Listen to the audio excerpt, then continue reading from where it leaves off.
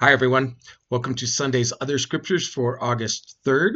I'm starting a sermon series this month based on the epistle readings, which are part of that Lectio Continuo, that is, continuous readings this time of year through some of the great letters in the New Testament. So this week, our reading is the last of a series of readings we've been doing through Colossians, and that's what I'm going to preach on. Starting next week, it'll be a series of readings through the second part of the letter to the Hebrews. So we wouldn't expect a close tie-in between the sermon text and the other readings, but let's see what we can come up with.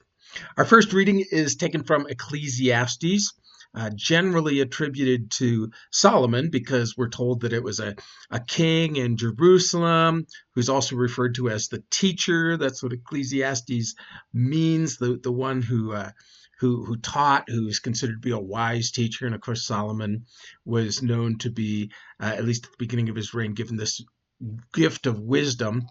And so there's this book in the New Testament that seems really glum, but it's a bit comforting to people who've struggled with depression at various times in their lives.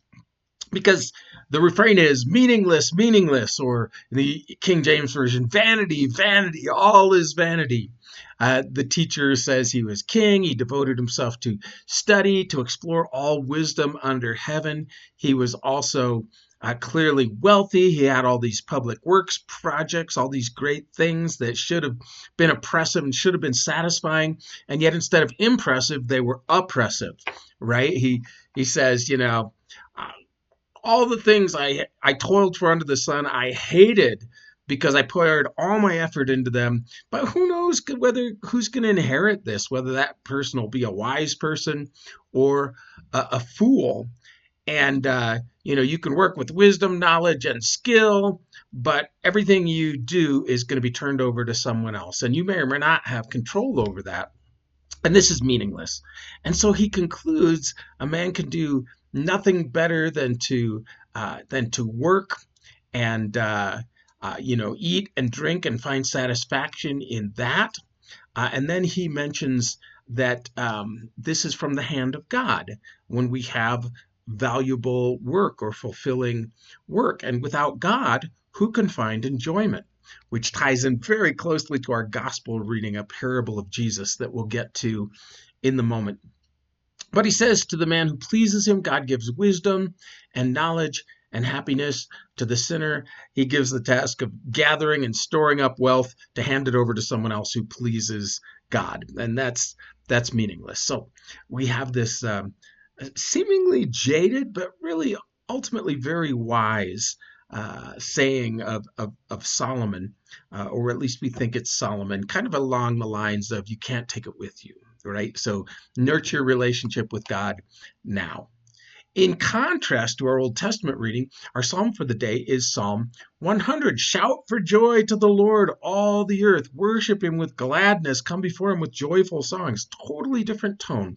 And why is that? Because the focus is totally different. In Ecclesiastes, the Old Testament reading, the focus is on what?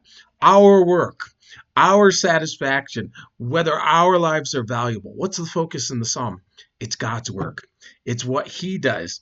We suffer from the fact that life has no guarantees, but in the psalm, we celebrate the fact that God is faithful, that we can thank him. Not only did he make the world, but we belong to him. We're the sheep of his pasture. We can follow him with confidence and give thanks to him for all he provides to us. So really a stark contrast there.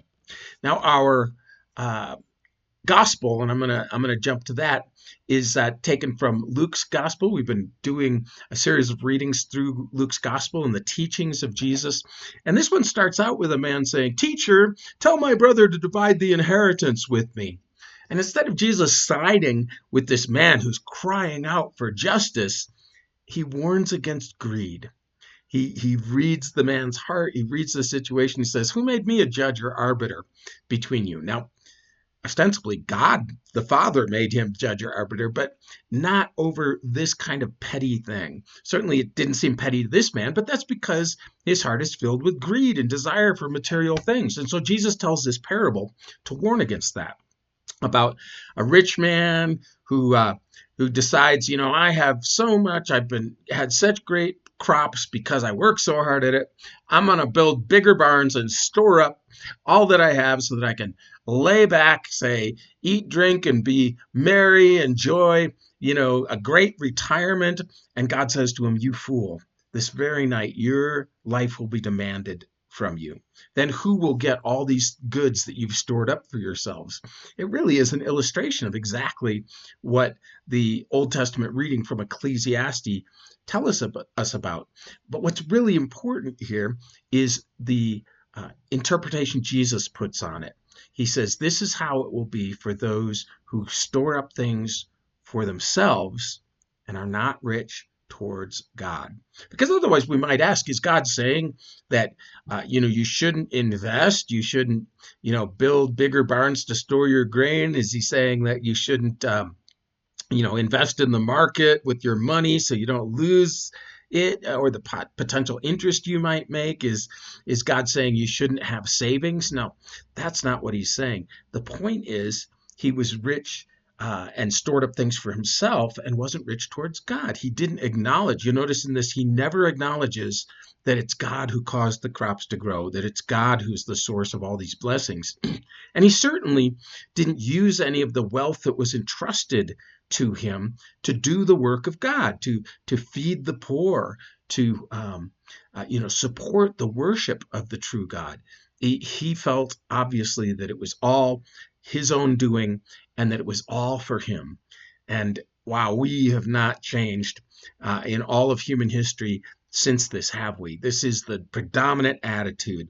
Everything that I have that's good belongs to me because I deserve it. I reach for it. Even fast food joints say, you deserve a break today.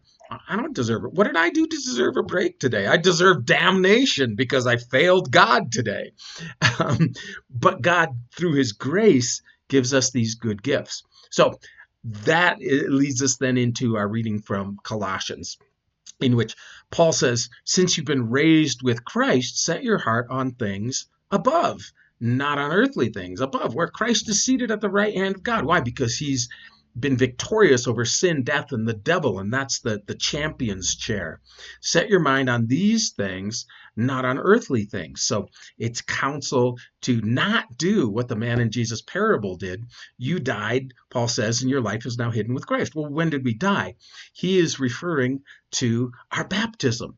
That was in our reading last week, that we die with Christ through baptism and rise again to new life spiritually. It's referred to in Revelation as the first resurrection, which is our spiritual resurrection with Christ. The second resurrection is the resurrection of our bodies, which follow our spirits. So Paul says, whatever belongs to your earthly nature or your sinful nature, or whatever leads you away from God, put those things to death. And he lists in the NIV, he lists sexual immorality, because elsewhere Paul says all other sins are outside your body, but that's a sin against your body, also against your spouse if you're married, or your potential future spouse. Impurity, lust, evil desires, and greed, which is idolatry. It's so interesting that some of the Christian leaders who are so upset by idolatry, at least in public, they're shocked by sexual immorality, at the same time have no trouble at all with greed. That they think is perfectly godly. Paul says you used to walk in those ways, but in the life you used to live, but now rid yourself of all these things. And he adds to it anger and rage and malice and slander and filthy language from your lips, all of which has entered into our political conversation. And many Christians seem okay with that. And Paul is not okay with that because God's not okay with that. He says, don't lie to each other, because when we engage the sinful nature, we will try to live a lie. That is, we will try to be good, righteous people in public, but we engage in these behaviors in our hearts or in private, right? So we live a lie. And Paul says this doesn't cause us to join together as the people of God under the headship of Christ. He reminds the readers at the end that here in the church, there's no Greek or Jew, circumcised or uncircumcised, barbarian, Scythian, slave or free, but Christ is all and is in all. This is the attitude of the Christian that, for me to live is Christ, to die is gain. It's the opposite of the attitude of the rich man who's warned against in Jesus' parable. For him, to live was himself, and to die was to lose everything that he'd worked for. And that was also in Ecclesiastes. So there really is a strong tie-in, I guess, with all of our readings for this Sunday. I hope this leads to a good discussion and study. The Lord bless your week.